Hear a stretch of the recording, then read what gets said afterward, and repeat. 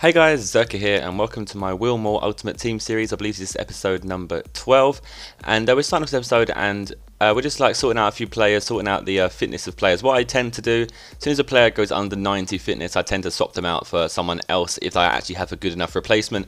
And that was obviously as I said before, my aim for this series is kind of to have an A and B team, to almost have a replacement for every single position on the subs and reserves. So if anyone gets low on fitness, then I can just quickly swap them out for someone else and just rest them for one game, and then next game they'll be fully fit, ready to play again. It kind of saves myself a lot of coins, and obviously where I'm not using any packs, I need to save as many coins as possible and use my coins that I do have effectively.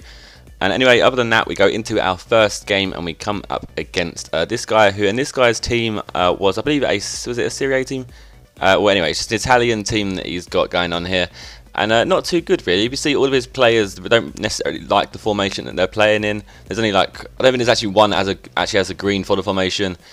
And so it's a good team, but I don't know how. I think that's going to be that made us a massive factor in how this guy was going to perform, purely because obviously if the player doesn't like the formation, he's not going to play as well as he possibly could. And we start off really well, and we pick up a goal in the second minute, a nice Andy Johnson goal, pretty much just was the move from the kickoff. There's some nice passes here and there, and a nice lob through ball there. Johnson then just picks up the ball and shoots with his second touch there, and it goes into the top corner. Moving to the 18th minute now, and Zerkaa has the ball down the left-hand side, does a nice little chop to get past that player anyway, and then does a little skill here. Got kind of lucky and the ball kind of bubbled for him. He has a shot there, and you guys are right about Zerkaa's shot. His shot is really good, but I still prefer Lallana over Zerkaa. Maybe that would be something that would change in the near future. Zerkaa kind of gets a chance when Lallana runs out of fitness, but Zerkaa put in that corner there, Darren Bent, and Darren Bent converted that to make it 2-0. And then moving to the 24th minute now, Tiote has the ball down the right-hand side and puts in an early cross here. Hernandez gets down, has a head up, but that goes narrowly wide. Now moving to the 31st minute, a nice little pass and move there from Darren Bent and Hernandez. Bent gets put through there, and again, I keep going for these lobs, and I don't know why I go for them. And it's a habit that I still can't like. Even though I've told myself so many times to stop lobbing, I still do it, and I don't know what is wrong with me. Moving to this little move here, and I've obviously missed the initial bit. There was a corner, and it was cleared out, and Figueroa got to put a nice challenge in. I think we watched the replay actually, but Figueroa puts a nice challenge in, holds up the ball. Luckily the ball gets stuck underneath him, and he comes up and uses that left foot of his to rifle in a shot into the top right hand corner. That made it 3-0 there, and we haven't even got into half time yet. And Bent has a nice little run here, but that is saved after he tries to finesse it. And look at these stats at half time: 20 shots, 16 on target to his 0 shots and 0 on target. And that's just mental. You can tell this first half was an absolute domination, and usually when that kind of happens in the first half, when you have a first half that is really like full of goals and full of chances, the second half tends to go a bit quiet, and it wasn't really the case. It looked like I was going to carry on going. In the 58th minute there, Hernandez picks up another goal to make it 4-0 there, and quick replay here, kind of got lucky with all the bounces here. Ball kind of bounced straight to Hernandez's feet, and he luckily got it over the goalkeeper there, and that was 4-0. And this guy, I believe, rage quit. Yep, he rage quit, and that is just the story of Division 1, really. I don't think anyone really rage quit against me that much until we go into Division 1. I think it's just, I don't know, maybe just a tendency people have this, if they're losing, they thought, oh, we'll leave the game and we'll go to another game, or it's just a rage, or it's a skill quit. No one knows, but since in Division 1, lots of people tend to rage quit, and as I've said before, I'm not someone who has ever really rage quit. We come up against this side here for our second game of this episode, and not a very good team. It's a Norway team. Got a bronze right back, few golds in the centre there. I don't know. I'm not too sure on the players who are actually in this team, so I'm not sure if any of them actually are secretly quite good players. But the guy did really well. I mean, I dominated the first half completely, but I didn't actually get a goal in until the 45th minute here, with Jarvis just getting that nice little goal there to make it 1-0. So he held me off for a long time. Once I broke the deadlock, the game was just another story. Instantly after scoring that goal, they took the centre, and Bent has a nice little run here, a few little skill moves, and that's one thing that I need to incorporate into my play style a bit more. I've noticed that where I've become sweatier over time and through playing seasons, like the way I play and stuff has become quite predictable, in my opinion anyway. Like I notice sometimes I sit there and I'm looking at myself play, and I'm like, obviously he's going to read what I'm doing, so I need to learn how to incorporate some like skills, maybe some different moves into this play style with this team.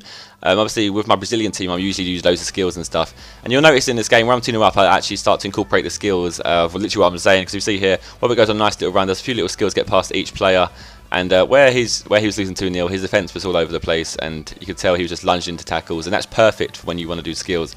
Obviously, someone who's containing against you and sitting back, doing the skills can be quite redundant, it would be pointless to do.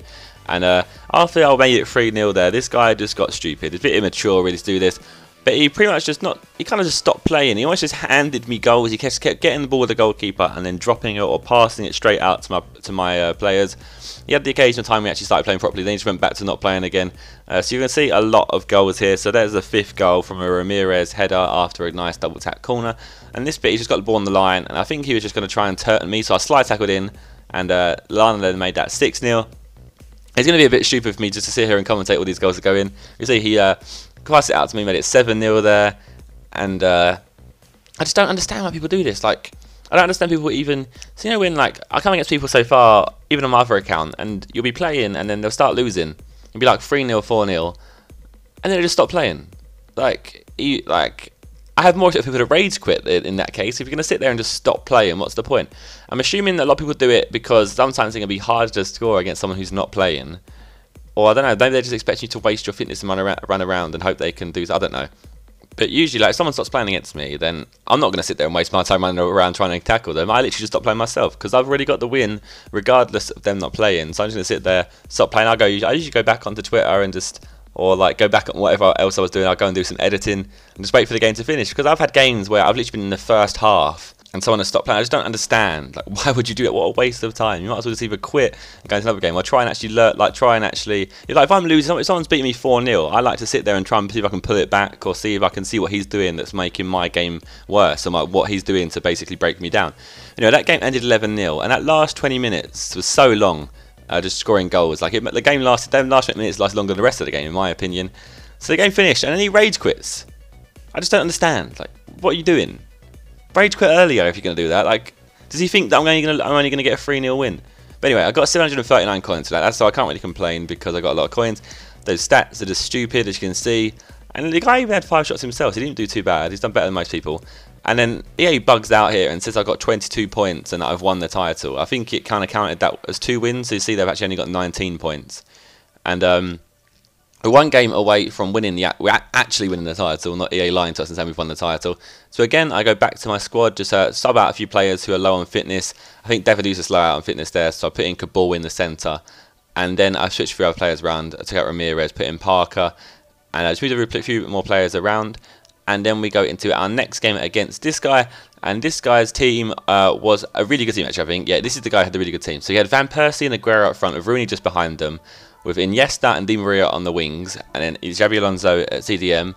And he had Mascherano and Puyol centre-back, and he had De Gea in goal. So it's a really strong side. Probably going to be one of my toughest sides that I've actually come up against so far. And so I thought it would be a really difficult game. We started off really well here. Lallana picking up a goal in the 15th minute to make it 1-0. And it's just something about Lallana, like he just is always in the right place at the right time. He must have like a stat that's like attacking positioning or something along those lines, because he's always in the right place at the right time. Whenever like the ball deflects off of like anything, he's there, picks up the ball, and he's usually there to score. So that's why I always choose him over to Rapt. And I really like his corners as well. Something about his corners that makes him just float in perfectly for like Welbeck to get his head on them. And Welbeck there just made it 2-0. And again, Welbeck gets through here, 43rd minute, cuts in, has a shot, and that great tackle there from that guy there to stop that from going in. Otherwise, that would have been 3-0. But luckily for him, he managed to block it. 45th minute here, and I tried to like kind of tramp it and get Lallana another goal, but that was then saved by De Gea. The ball was then put back in, and Lallana then actually eventually makes it 3-0 and picks up his 2nd goal of the game. And that does this half time. Moving to the second half now, and there wasn't really any action. It was pretty quiet, but then in the 89th minute there, Puyol picks up a goal from a corner, and that's one of my weaknesses on Ultimate Team and both on FIFA in general, is conceding corners. I just don't know. I just seem to always concede them. I don't know if it's just maybe the game, maybe everyone concedes them a lot, but I seem to concede a ton. And I think it's more to do with the fact that it's probably one of the majority of the goals I do concede are corner goals. But anyway, in the 90th minute, they picked up another goal to make it 3-2, and that's momentum for you. As soon as he scores, he suddenly gets through with another chance, and the ball deflects perfectly for him after that first shot. But that game then ended 3-2, bit of squeaky bum time at the end there with them getting those 2 goals. Nearly thought I was going to concede a 3rd, but luckily the referee blew up straight after they took centre. And that basically means that we have now won Division 1 for the first time. So congratulations to ourselves, a little applause. And I actually clapped my hands then. But that obviously means now I get a free gold premium pack for winning Division 1. So now I pose this question to you at the end of this episode is, what do I do with that free pack, and what do I do with the packs that I keep getting, the pre-order packs that I've obviously got from pre-ordering the game? Do I just open them and quick sell everything that I get and show you what I get? Or do I scrap the rule of no packs and just open them and get whatever I get in them, and only open packs that I get from the pre-order every week, and open packs that I get from winning Division 1 for the future? Because I guess if you win Division 1, I guess you kind of deserve the pack. So it's down to you guys. Leave a comment what you think, and I'll see what the comments say, and then we'll move on from there. If you enjoyed the episode, then please leave a like, and I shall see you guys next time. Goodbye!